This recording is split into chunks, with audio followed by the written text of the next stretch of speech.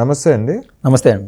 ఇప్పుడు చూడండి, తెలంగాణ కవిత కల్వకుంట కేసీఆర్ బీఆర్ఎస్ అధినేత బీఆర్ఎస్ టీఆర్ఎస్ అదే నాకు డౌట్ ఉన్నది, అడుగుదాం అనుకున్నా. ఓకే, కేసీఆర్ కూతురు కవిత తిహార్ జైల్లో 153 రోజులు జైల్లో ఉండొచ్చింది 100 కోట్ల స్కామ్ లో. దొరికింది 100 కోట్లలోనే, దొరకని 1000 కోట్లు ఉన్నాయి. ఇంకా 7 ఫోన్లు ధ్వంసం చేసింది కదా సార్, చేసింది ఐఫోన్లు మళ్ళీ. అలాగే కేటీఆర్ ఇప్పుడు ఫార్ములా 1 రేస్ లో 100 కోట్ల స్కామ్ లో కేటీఆర్ ఉన్నాడు. కేటీఆర్ కి అసలు బినామీగానే ఒక పెద్ద రియల్టర్ కంపెనీ ఉంది హైదరాబాద్ లో అని చెప్పి ఒక పెద్ద నానుడి ఉంది. ఈయన 1000 కోట్ల ఆస్తుల్ని అందులోకి తరలించాడు, లక్షల కోట్ల ఆస్తులు కూడబెట్టుకున్నాడు కేటీఆర్ అని ఉంది. ఒక 100 కోట్ల scam formula E1 race scam లో దొరికాడు ఆయన జైలుకి వెళ్ళబోతున్నాడు. ఇవాళ రేపు అరెస్ట్ కాబోతున్నాడు. తెలంగాణ గవర్నర్ కూడా ఆమోద ముద్ర ఇవ్వడం జరిగింది ఆయన అరెస్ట్ చేయటానికి. అలాగే ఇప్పుడు కేసీఆర్, హరీష్ రావు, ఇక మిగిలిన ఇద్దరు కుటుంబంలో నలుగురిలో వాళ్ళిద్దరి మీద కూడా మేడిగడ్డ బ్యారేజీ నిర్మాణంలో అవినీతి జరిగిందని చెప్పి భూపాలపల్లిలో కేసు నమోదైంది. కోర్టు వాళ్ళకి నోటీసులు ఇచ్చింది, కోర్టుకు హాజరు కమ్మని. ఇప్పుడు ఈ ఆశ్చర్యకరమైన విషయం ఏంటంటే, వీళ్ళు లక్షల కోట్ల స్కాములు చేసేసిన కేసీఆర్ కుటుంబం ఇప్పుడు కేసీఆర్, హరీష్ రావు భూపాలపల్లి కోర్టులో స్క్వాష్ పిటిషన్ వేశారు, కేసు కొట్టేయండి అని, మేడిపండు చేసేసారు. సో ఇదే ఇంత 1000 కోట్ల అవినీతి చేసిన కేసీఆర్ కుటుంబం ఈ మొత్తం నలుగురు, కేటీఆర్, కవిత, కేసీఆర్, హరీష్ రావు, వీళ్ళు ఉద్యమకారుల పేర్లు ఎత్తుతున్నారు ఈ మధ్యన. మళ్ళీ పార్టీ సర్వనాశనం అయిపోయినాక పైగా ఎత్తడమే కాకుండా చంద్రబాబు నాయుడు గారిని, రేవంత్ రెడ్డి గారిని కూడా అంటున్నారు, ఉద్యమకారుల జోలికి వస్తే నాశనం అయిపోతారు మీరని. అసలు ఉద్యమకారుల పేరు ఎత్తే అర్హత కేసీఆర్ కుటుంబానికి, కల్వకుంట్ల కవితకి, కేటీఆర్కి, హరీష్ రావుకి ఉందా?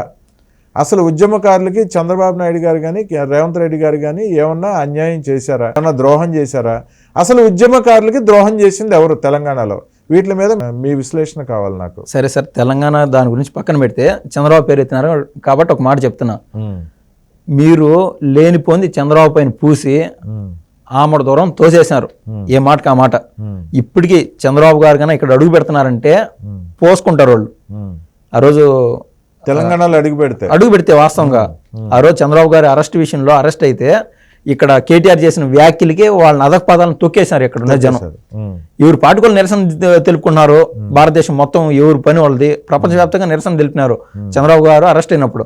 స్వయం మన తెలుగు రాష్ట్రం ఇక్కడ సాఫ్ట్వేర్ ఇంజనీర్లు అందరూ రోడ్డుపైకి వచ్చి ఈయన నిరసన తెలిపిన దానికి కేటీఆర్ ఉండి అనుచిత వ్యాఖ్యలు చేశాడు.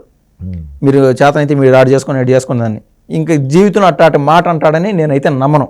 చంద్రబాబు గారి పైన డేర్ చేయలేరు. సరే, సూటిగా సబ్జెక్ట్కి వచ్చేస్తే రేవంత్ అసలు ఏమన్నాడు సార్? రేవంత్ తెలంగాణ ఉద్యమకారుల పైన ఒక్క మాట అన్నాడా? రేవంత్ ఎంత ధైర్యవంతుడు అంటే మొన్న పెద్ద సీనియర్ హీరో అల్లు అర్జున్, ప్రపంచవ్యాప్తంగా ఫేమస్ అయిన అల్లు అర్జున్ని అసెంబ్లీ సాక్షిగా కడిగేసినాడు. వీళ్ళ మాత్రం చిల్లర రాజకీయాలు చేయాలనుకుంటే ఒక 5%, 3% ఆయన ఒక సామాజిక సమీకరణాలతో సహా 3% ఓట్లు వస్తాయి కదా. స్వయం చూసి ఎందుకు యుద్ధం అనుకుంటాడు? నిజాయితీగా ఆయన అనుకునేది కరాఖండిగా చెప్తాడు. మీరు చూపిండి సార్ ఏదైనా తెలంగాణ ఉద్యమకారుల గురించి రేవంత్ ఏదన్నా ఒక అనుచిత వ్యాఖ్యలు చేశాడా? లేదు. స్వయం బాధ్యతాయుత పొజిషన్లో ఉన్నాడు, సీఎం హోదాలో ఉన్నాడు. అవసరమైతే ఓట్లు పోగొట్టుకునేదానికైనా హీరోలతో కూడా తలపడుతున్నాడు. ఇట్లాంటి బెరగాయి రాజకీయాలు, బెకార్ రాజకీయాలు చేయడు సార్ ఇతను. రేవంత్ గారి గురించి చెప్తున్నా. ఇంకా ఇన్ని రోజులు లేని తెలంగాణ సినిమా మళ్ళీ ఇప్పుడు వచ్చిందంటే నాకు ఆశ్చర్యంగా ఉన్నది. మీ పార్టీ బీఆర్ఎస్, భారతీయ రాష్ట్రీయ సమితి, నువ్వు ఆడాడికి ఉత్తరప్రదేశ్ పోతానంటావు, మహారాష్ట్రకు పోయి ఇక్కడ తెలంగాణ ఉండే డబ్బులు లక్షల కోట్లు అప్పు చేసేసినావు తెలంగాణని. 7 ఉండే డబ్బులు ఎత్తుకొని పోయి నువ్వు నీ రాజకీయం కోసం మహారాష్ట్రకు పోయి రైతులకు ఇస్తావు. ఆ రోజు నీ డెడికేషన్ ఈ రోజు కూడా ఉండాలి కదా. ఆ రోజు నువ్వు మంచి పనే బాగా చేసింది, కరెక్టే. అదే డెడికేషన్ ఈ రోజు ఉన్నదా? నువ్వు మహారాష్ట్రలో తిరగాలి కదా, ఇప్పుడు వెళ్ళి తిరగాలి కదా. ఉన్నది బాయ్ ఉంచుకునేది బాయ్ అన్నట్టు మొఖం మీద వస్తారు ఇప్పుడు మహారాష్ట్ర. అదే సార్, ఉన్నది బాయ్ ఉంచుకునేది బాయ్ అన్నట్టు ఇక్కడ బీఆర్ఎస్ గా మార్చారు. నేను దేశకి నేత చక్రం తిప్పుతాను. అసలు ఇప్పుడు ఆ పార్టీ బీఆర్ఎస్ టీఆర్ఎస్? అదే సార్, నన్ను ఎవరినైనా చెప్తే బాగుండు. ధైర్యంగా మాది బీఆర్ఎస్ అని ఎమోషన్ గా చెప్పగలిగే పరిస్థితిలో లేరు. టీఆర్ఎస్ అని చెప్తే ఇప్పుడు మీరు అన్నట్టు మహారాష్ట్రలో కాదు ఇక్కడ వచ్చారు. మాది టీఆర్ఎస్ అని చెప్తే ఉద్యమకారులు వచ్చారు. సహజంగా ఉద్యమకారులనే కాదు, తెలంగాణ అంటే పోరాట గడ్డ, తెలంగాణ సెంటిమెంట్ అని చెప్పారు కదా. వీళ్ళు ప్రభుత్వంలోకి వచ్చారు. ప్రభుత్వంలోకి వచ్చినప్పుడు ఇంకొక 100 ఏళ్ళు కాదు 300 ఏళ్ళైనా వేసుకోండి, తెలంగాణ అంటే అదొక పోరాట గడ్డ. ఆత్మాభిమానంతో బతుకుతారు, అవసరమైతే గంజి నీళ్ళు తాగుతారు, లేదంటే 3 పూటలు పచ్చు ఉంటారు, మళ్ళీ కూలి పని పోయి వాళ్ళు పని చేసుకొని బతుకుతారు, స్వయం కృషితో బతుకుతారు అనేది నానుడి. అయితే దానికి చిహ్నంగా ఆ యొక్క విగ్రహం ఉండేది సార్, తెలంగాణ తల్లి విగ్రహం. చేనేత చీర కట్టుకోండి ఆవిడ, చేతిలో ఒక కంకి కొడవలి. అదేవిధంగా అదే సమయంలో గంజి నీళ్ళు ఏది ఒక కూరగిన్నెలేకి లేదా ఒక చిన్న వెసల్లేకి వాళ్ళ బిడ్డకి చాకుండేదానికి ఆ మాదిరి ఒక విగ్రహం ఆ స్ట్రెచర్ లో ఉండేది. బిడ్డకి గంజి నీళ్ళు పోస్తాను కానీ ఏం కష్టపడతానే ఉండదు అన్నట్టు తెలంగాణ తల్లి. అది స్వచ్ఛమైన తెలంగాణ నాగరికత. ఆ నాగరికతను నువ్వు కించపరుస్తావు, అవమానం చేస్తా, నువ్వు నీ కూతురు వీళ్ళందరూ స్కాములు చేస్తున్నారని మీ జీవితాల్లో వెలుగులుంటే యావత్ తెలంగాణ రాష్ట్రం అంతా వెలుగులు ఉన్నట్టేనా? 100 కోట్ల అవినీతి చేయొచ్చురే, అప్పులు చేయొచ్చురే, అది వేరే విషయము. అయితే తెలంగాణ తల్లికి నువ్వు ఇంతలో బంగారు ఎన్ని చీరలు, ఏది బంగారు కిరీటం, బంగారు అదే సార్ బంగారు ఇవన్నీ బంగారు కిరీటము, నువ్వు ఇది రోజ్ పువ్వు ఉండే కలర్ చీరలు కట్టేచ్చు. అది పార్టీ అనుకోవాలా, సెంటిమెంట్ అనుకోవాలా? తెలంగాణ తల్లి అంటే చూస్తాను ఇట్లా నమస్కారం దండం పెట్టబుద్ధి అయితే సార్ ఆ విగ్రహం చూసి ఒకప్పుడు. రేవంత్ గారు చేసింది ఏం తప్పు? సాక్షాత్తు ఆ పోరాట స్ఫూర్తి మళ్ళీ రగిలిచ్చే విధంగా ఆ విగ్రహం మళ్ళీ ముందున్నటువంటి విగ్రహం తేవడం ఆయన చేసిన తప్ప. ఈ రోజు నువ్వు ఏది లేకుండా పోయినావు. అందుకు రేవంత్ రెడ్డి గారి పేరు చెప్పి పనిలో పని మన వ్యతిరేకి కదా, అంటే ఈ రాష్ట్రం కాదు కదా, అందుకు చంద్రబాబు గారి పేరు. రెడ్డి గారు తెలుగు తల్లి విగ్రహాన్ని మళ్ళీ మార్చారు కదా, దాని గురించే ఇప్పుడు కవిత మాట్లాడుతుంది. ఎలా పడితే అలా చక్కగా చేనేత చీరతో వరికంకులతో చక్కగా తయారు చేశారు మళ్ళీ విగ్రహాన్ని. సరే సార్, ఇది 1100 మంది ఆ రోజు ఉద్యమకారులు చనిపోయినారు. ఈ యొక్క మీరు చెప్పే 4 ఉన్నారు కదా ఫ్యామిలీలో మెయిన్ పర్సన్స్, వాళ్ళలో ఒక్కరు చనిపోయి ఉంటే నువ్వు లైఫ్ టైం నువ్వు టీఆర్ఎస్ నో బీఆర్ఎస్ నో ఇంకేదన్నా పేరు పెట్టుకో, ఆ ఫ్యామిలీని గెలిపించేవాళ్ళు తెలంగాణ రాష్ట్ర ప్రజలు. వాస్తవంగా సార్ జీవితకాలం వాళ్ళే ముఖ్యమంత్రులు. వీళ్ళంతా సరైన రాజకీయాలు చేయలేమని చెప్పి ఏదైనా చిన్న కాంట్రాక్ట్ లో పాడో చేసుకుంటా బతకాల్సి వచ్చిండేదేమో రేవంత్ రెడ్డి లాంటి వాళ్ళు కూడా. అవును, ఎవరు కూడా దానికి మ్యాండేటరీ ఇచ్చేయాల్సిందే. వాళ్ళ కుటుంబంలో ఆ 1100 మంది ఇంతమంది చచ్చిపోయినాడు, ఒక్కడ చచ్చిపోయింటే ఈయన కిరసనాయలు పోసుకుంటాడు కానీ అర్ధ రూపాయి పెట్టి అగ్గి పెట్టుకొని లేకపోయినాడు ఆ రోజు హరీష్ రావు. ఆయనపై కూడా వచ్చినారు కదా అవినీతి, ఏది మేడిగడ్డ మేడిపండు అయ్యింది. అది పక్కన పెడితే కాళేశ్వరం కానీ దాన్ని తొవ్వి చూస్తే లక్షల కోట్ల అవినీతి బయటపడుతుంది. కానీ నాకు అదొక చిన్న బాధ, డౌట్గా ఉన్నది సార్. ఇలాంటి వాళ్ళందరికీ వెసులుబాట్లు ఉంటాయి, వీళ్ళు జైలుకి పోతారు, మళ్ళీ వచ్చేస్తున్నారు. 153 రోజుల నుంచి వచ్చేసింది, వీళ్ళకి శిక్ష అనేదే పడదా? మళ్ళీ వచ్చాము రాజకీయం చేస్తుంది సార్. ఆమె కదా నింది, కవిత గారు కదా నింది రేవంత్ రెడ్డి గారి పైన. వాస్తవంగా రేవంత్ రెడ్డి గారు కవితకు సపోర్ట్ చేశాడు సార్. ఈవెన్ అసెంబ్లీ సాక్షిగా జైలుకు పోయి వచ్చిన వాళ్ళందరూ సీఎంలు అవుతారు అనేది నిజం అయితే, అయ్యా కేటీఆర్ నువ్వు ఆ ఫార్ములా రేస్ దాంట్లో 100 కోట్లు అవినీతి చేసిపోయే సమయం దగ్గర పడేసింది, నువ్వైతే ఆశపడుతున్నావేమో జైలుకు పోయి వచ్చిన వాళ్ళందరూ సీఎం అవుతారని. కానీ తెలంగాణ బిడ్డ ఆడపడుచు, నీకంటే ముందు జైలు పోయి వచ్చినామా, నీకంటే ఫస్ట్ టోకన్ ఆమెదే, సీఎం అయితే ఆమె అవుతుందిలే, నీకు ఆప్షన్ లేదని అంత సపోర్ట్ చేశాడైనా కవిత గారికి. అట్లా ఆమె కూడా అన్ని ల్యాక్ ఆఫ్ ఇన్ఫర్మేషన్ ఏమో రేవంత్ రెడ్డి గారు అంత సపోర్ట్ చేస్తే మళ్ళీ ఇంకా తెలంగాణ సెంటిమెంట్ అప్పుడేదో జాగృతి సంస్థ ఇవన్నీ పెట్టారు. ఇవన్నీ ఏమైనాయంటే ఈ యొక్క రియల్ ఎస్టేట్ కంపెనీలు అయిపోయినాయి, ఈ యొక్క కార్పొరేట్ కంపెనీలు అయిపోయినాయి. జాగృతి సంస్థ అంటే గౌరవం ఉండేది సార్, మళ్ళీ గౌరవం ఉండేది. ఒక్క మాట వాళ్ళపైన అన్నాలని నా ప్రతి ఒక్కరికి భయం ఉండేది. ఎందుకంటే రియల్ గా ఉద్యమకారులు మాత్రం కనిపించేవాళ్ళు, అవుట్ సైడ్ పోర్ట్రేట్ అయ్యేవాళ్ళు. ఏదైతే వాళ్ళు అయితే ప్రభుత్వంలోకి వచ్చారో, మీరు ఇందాక చెప్పినట్టు ఒక మినిస్టర్ హోదాలో ఉండి ఈయన రియల్ ఎస్టేట్ కంపెనీ నడిపినాడంటే అదేమంటారంటే సార్, సెక్షన్ 542 ఉంటుంది కంపెనీలలో, ఫ్రాడులెంట్ ట్రేడింగ్ అంటారు. ఇన్సైడ్ ఇన్ఫర్మేషన్ అవుట్ సైడ్కి ఇవ్వకూడదు. అంటే నేనే గవర్నమెంట్ అయితే నేనే ఇట్లా లీక్ ఇవ్వకూడదు. దాన్ని అప్పుడు ఏం చేస్తారంటే కంపెనీ అనేవాడు చేయకూడదు. అప్పుడు ఏం చేస్తారంటే నేను నాదే కదా కంపెనీని మనిషిని అది ఆ తెర తీసి చూస్తే ఒక్కడే కనిపిస్తాడు. ఇట్లాంటి వాటిలో అన్నిటిలోకి జైలుకి పోవాలంటే వాళ్ళు ఇంకా సీఎం అయ్యేది కనీసం ఒక 10-11 కూడా వస్తాయి నేను అనుకోను సార్. రేవంత్ రెడ్డి గారు ఏంటంటే ఎంత వ్యతిరేకత కనిపించాయని నీతి నిజాయితీగా స్ట్రైట్గా వెళ్తున్నాడు.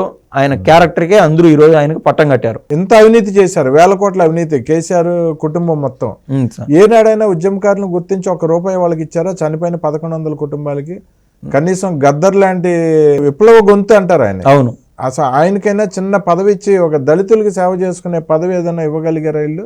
ఏ రోజు ఉద్యమకారుల గురించి మాట్లాడుతున్నారు ఇవాళ. గద్దరంటే వాళ్ళు ఎట్ట చూస్తా ఉన్నారంటే కాలం మారిపోయింది, ప్రభుత్వం వచ్చేసింది, ఇంకా అవసరం తీరిపోయింది.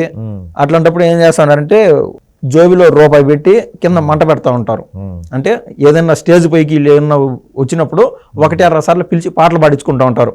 మా ఓడు గద్దరు అని బయటికి పోర్ట్రేట్ చేయడానికి. గద్దర్ లాంటి వాళ్ళకు ఏదైనా ఒక చిన్న పదవి వస్తే ఆయన ఒక పవర్ గా ఉంటాడు కదా, అట్టటోళ్ళని దూరం చేయలేరు సార్ ప్రజలు. ఏ చిన్న అవినీతి మరకడా లేదు గద్దర్ గారి పైన. అదే విధంగా స్వయాన టిఆర్ఎస్ వ్యవస్థాపకుల్లో ముఖ్యుడు ప్రొఫెసర్ జయశంకర్ గారిని పార్టీ ప్రభుత్వంలోకి వచ్చినాక మళ్ళీ దూరం చేశారు. ఎందుకంటే వీళ్ళ నలుగురికి స్పేస్ సరిపోదు. కేసీఆర్, కేటీఆర్, కవిత, హరీష్ రావుకి మధ్యలో ఇంకొకడు ఉండకూడదు. వీళ్ళ లైన్ అది. ఆడేదో పెద్ద పెద్ద ఫామ్ హౌస్లు కట్టుకోవడము, ఫామ్ హౌస్లు అనేది పెద్ద పంచాయతీ అయిపోయింది సార్. ఇది మహారాష్ట్రంలో ఉన్నారు, 1 కాదు 2, 3. అది ఏం ఆనందమో నాకు తెలియదు. ఇన్ని లక్షల కోట్ల అవినీతి చేశారు కదా, ఏ ఉద్యమకారుడికైనా ఏ రోజున ₹1 సాయం చేశారా వాళ్ళ కుటుంబాలకి? వీళ్ళు ప్రభుత్వం రాకుండా వాళ్ళందరినీ వాడుకున్నారు, వాళ్ళని చచ్చిపోయిన దాంట్లో మరణమయ్యారు. ప్రభుత్వంలోకి వచ్చి 10 ఏళ్ళు ఉన్నారు కదా, ప్రతిపక్ష నాయకులు అదే మాట రోజు ఎత్తి మాట్లాడుతూ ఉంటే ఈ యొక్క 1100 మంది చనిపోయినారు కదా, వాళ్ళకి ఏదన్నా ₹1 సాయం చేశారంటే సాయం చేయకపోగా వాళ్ళు అన్నారని వీళ్ళపైన వీళ్ళు ఇగో పెంచేసుకున్నారు. ఏది చేయలేదు సార్ వాళ్ళు. వాళ్ళ దగ్గరికి పోతే వీళ్ళని ఏదో దేన్నో తీసుకొని కొడతారు. సో ఇటువంటి బీరకాయ రాజకీయాలు చేసే కల్వకుంట్ల కవిత అసలు ఆవిడకి హక్కు ఉందంటారా? అసలు ఉద్యమకారుల గురించి మాట్లాడే అర్హత ఉందంటారా? హక్కు ఎక్కడ సార్? నువ్వు ఆడ మనిషి పోయిండి, నువ్వు 153 రోజులు జైల్లో ఉండవు. ఏమన్నా నువ్వు తెలంగాణ జాగృతి ఏదో నడుపుతావున్నావు కదా, దానిపైన ఉద్యమ కేసులు ఏమన్నా పాతటే ఏమన్నా ఉండేమన్నా పోయినావా? నువ్వు మీ నాయన, మీ అన్న, మీ మావ కంటే 4 ఆకులు ఎక్కువ చదివేసామని లెక్కర్ కేసు ఆడ మనిషి లెక్కర్ కేసులో నువ్వు డాన్లకే డాన్ అయిపోయినావు. నువ్వు 6 ఫోన్లు 7 ఫోన్లు ఐఫోన్లు వాడి అవి ధ్వంసం అయిపోయినాయి, నా ఎవరో కొట్టేసినారు, ఎలుగులు గురికేసినాయి, ఇట్లా కారణాలు చెప్పి నువ్వు 153 రోజులు జైల్లో ఉన్నావు. ఎక్కడైనా ఈరోజు నువ్వు ప్రచారానికైనా పోయి లేదా 10 మందిలో ముఖం చూపించడానికైనా సిగ్గుగా ఉంటుందా? ఏ కేసులో పోయినావు నువ్వు?